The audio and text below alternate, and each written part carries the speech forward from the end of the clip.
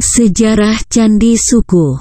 Candi Sukuh merupakan salah satu candi di Jawa Tengah, tepatnya di lereng barat Gunung Lawu, Dusun Sukuh, Kecamatan Ngargoyoso, Kabupaten Karanganyar. Candi Sukuh berhasil ditemukan pada tahun 1815 dalam keadaan sudah runtuh oleh Johnson pada masa pemerintahan Raffles. Candi Sukuh akhirnya oleh Van der Vlies dan hasil penelitiannya ditulis ke dalam sebuah buku berjudul Prof Iner Beschrichten op Sukuh en Ceto. Penelitian Candi Sukuh kemudian dilanjutkan Huppermans dari tahun 1864 hingga 1867 dan dituliskan ke dalam buku berjudul Hindu Oudheden van Java. Candi Sukuh merupakan salah satu candi peninggalan agama Hindu.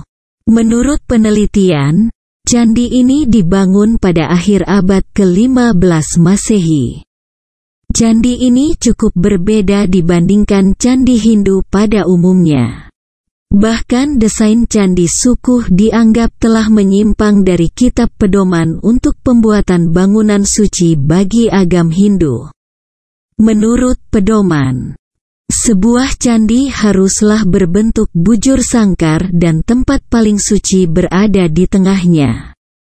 Penyimpangan pada candi ini diduga pada masa pembuatannya, pengaruh Hindusme di Jawa mulai memudar.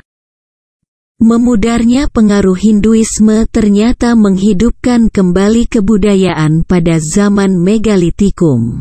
Ini terlihat dalam arsitek Candi Sukuh yang memiliki teras berundak.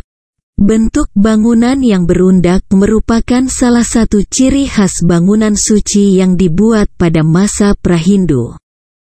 Selain itu, pada masa Prahindu tempat paling suci akan berada di bagian paling belakang dan paling tinggi.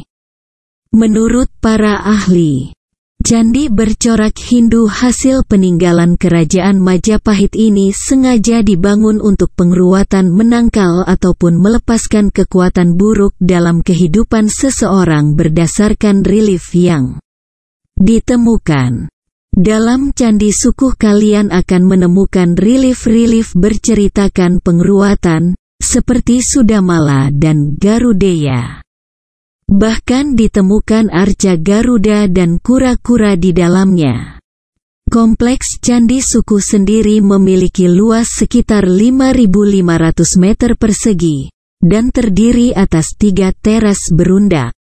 Bahkan sepintas Candi Sukuh menyerupai bangunan pemujaan milik suku Maya. Uniknya, gerbang utama dan gerbang lainnya yang menuju setiap teras menghadap ke arah barat. Ini berbeda dibandingkan candi-candi di Jawa Tengah yang biasanya akan menghadap ke timur. Selain itu, 3 teras bersusun ini terbelah 2 di tengahnya, di mana ada batu yang ditata seperti jalan untuk menuju gerbang teras lainnya. Gapura yang menuju teras pertama adalah Gapura Paduraksa, yang merupakan gapura dengan atap. Di ambang pintu gapura kalian akan melihat relief kala berjanggut panjang. Sedangkan pada dinding sayap utara gapura ada pahatan seorang yang berlari dengan menggigit ekor ular yang telah melingkar. Menurut penelitian, pahatan ini adalah sebuah sengkalan yang dibaca Gapura Buta Anahut Buntut. Sengkalan ini diperkirakan sebagai tahun 1359 Saka atau tahun 1437 Masehi.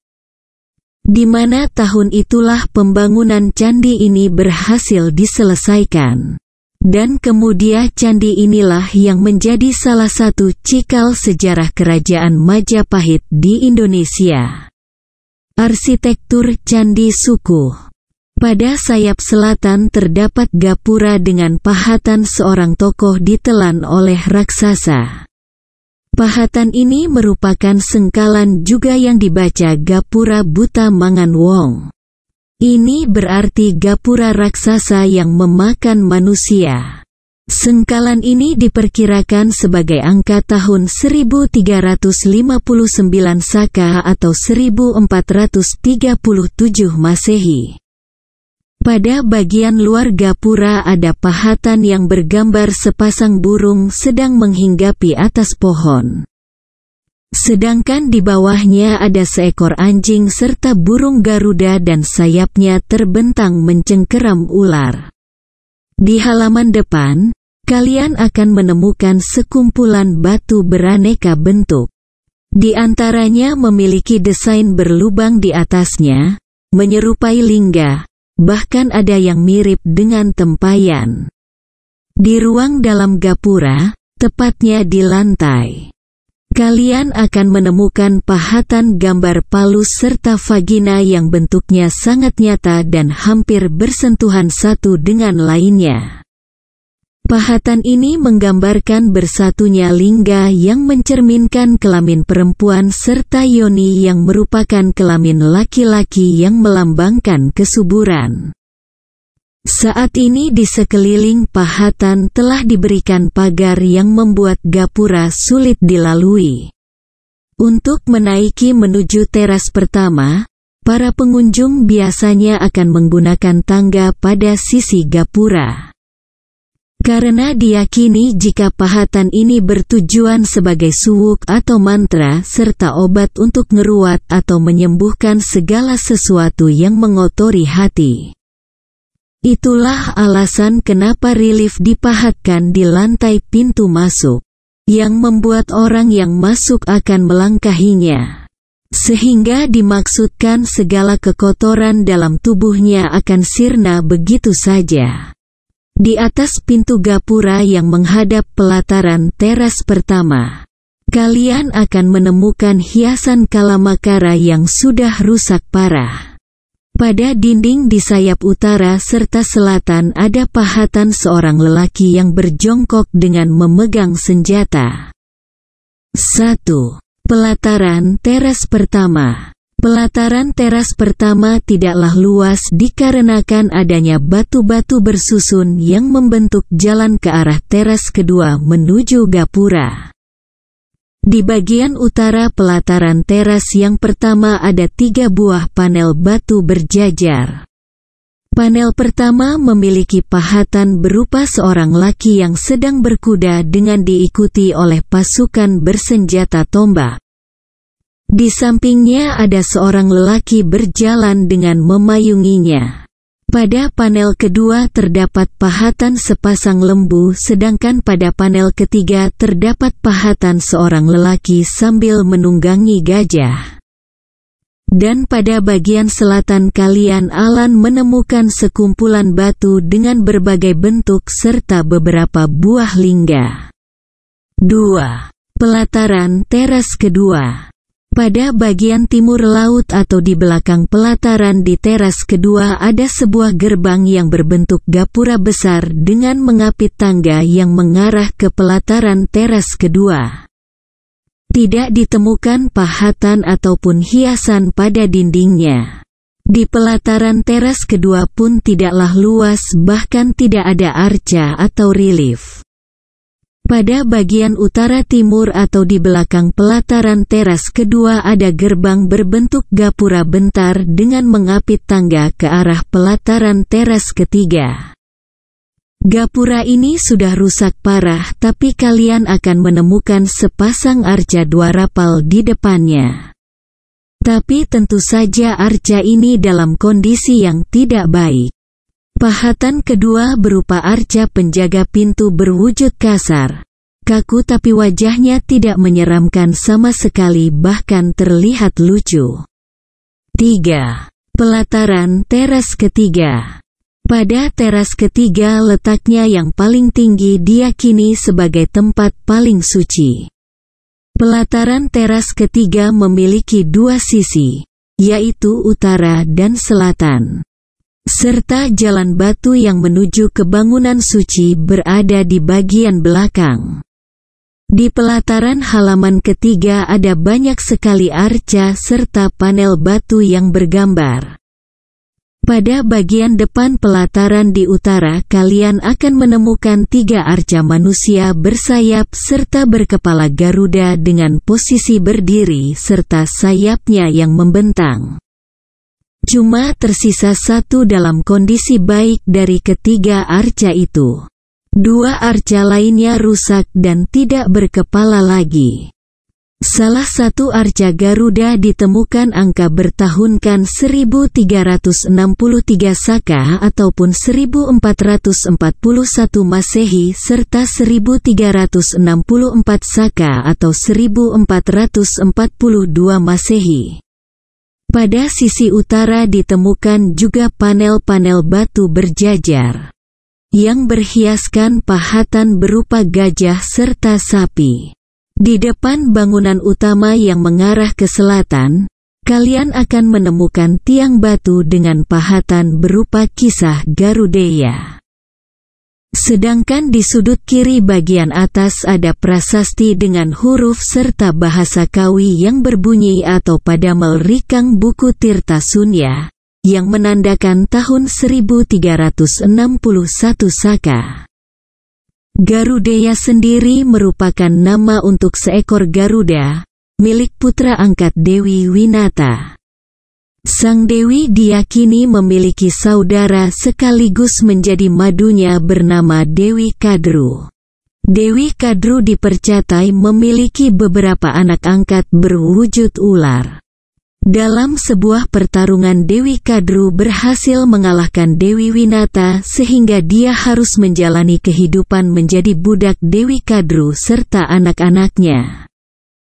Garudeya mendapatkan Tirta Amerta sebagai syarat peruatan ataupun pembebasan bagi ibunya dari perbudakan Dewi Kadru serta anak-anaknya. Relief kisah Garudeya ini bisa kalian temukan pada Candi Kidal, Jawa Timur yang dibuat oleh Anusapati buat meruat ibunya, Ken Dedes.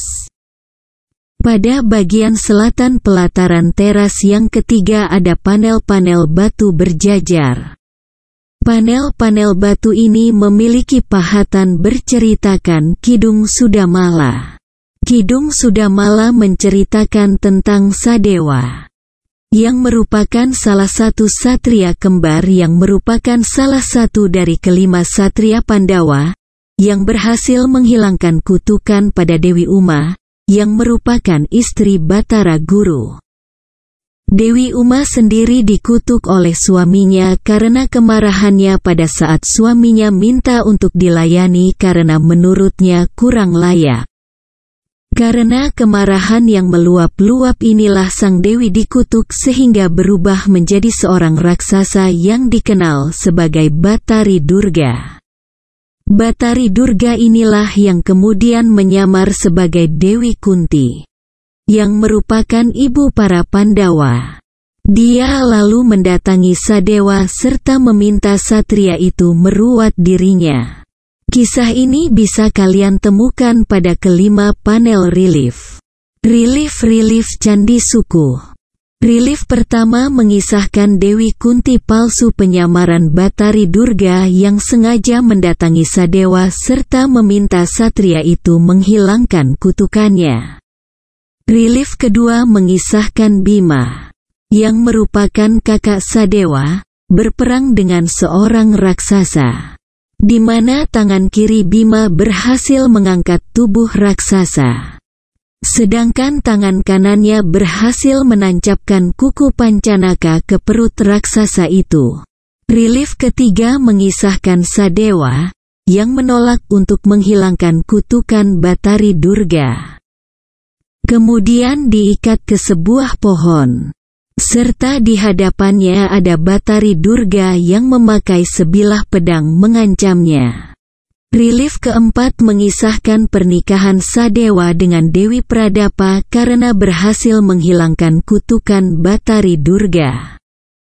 Relief kelima mengisahkan Sadewa beserta pengiringnya yang menghadap Dewi Uma karena berhasil diruat. Di pelataran sisi selatan Jalan Batu kalian akan menemukan candi kecil serta arca berukuran kecil. Menurut mitologinya, Candi kecil inilah yang menjadi kediaman Kiai Sukuh yang merupakan penguasa kompleks Candi Sukuh. Di depan bangunan utama kalian akan menemukan 3 arca bulus kura-kura dengan ukuran yang besar. Kura-kura ini melambangkan dunia bawah, yaitu dasar Gunung Mahameru. Bangunan utama memiliki bentuk trapesium dengan memiliki luas 15 meter persegi serta tinggi mencapai 6 meter. Pada bagian sisi barat bangunan ada sebuah tangga sempit serta curam yang mengarah ke atas atap. Diduga bangunan ini merupakan batur ataupun kaki candi. Sedangkan bangunan candi diduga terbuat dari kayu.